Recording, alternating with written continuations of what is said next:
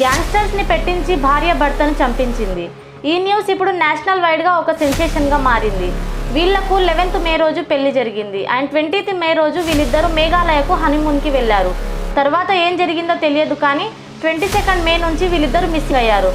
Scene cut చేస్తే 2nd June రోజు రాజా Raghuvanshi body అనేది దొరికింది. తరువాత తన వైఫ్ అయిన సోనం రఘువంశీ గురించి కూడా వెతికారు, కానీ దొరకలేదు. ఈ కేసుని మేఘాలయ పోలీసులు చాలా సీరియస్గా తీసుకున్నారు. తరువాత సోనం రఘువంశీ ఒక 2 days బ్యాక్ యూపీలోని ఒక దాబాలో కనిపించింది. ఆమెను ఇన్వెస్టిగేషన్ చేసినప్పుడు తెలిసింది ఏంటంటే ఆమెకు పెళ్లికి ముందే లవ్ అఫైర్ ఉన్నట్టు అండ్ ఆమెకు ఈ పెళ్లి ఇష్టం లేదన్నట్టు చెప్పింది.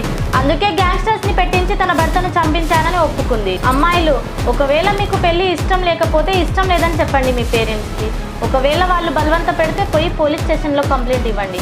కానీ ఇలాంటి ఒక ఎక్స్ట్రీమ్ స్టెప్స్ తీసుకొని 2 ఫ్యామిలీస్ని నాశనం చేయడం ఎందుకు? ఇలాంటి మరిన్ని వీడియోస్ కోసం ఛానల్ని సబ్స్క్రైబ్ చేసుకోండి.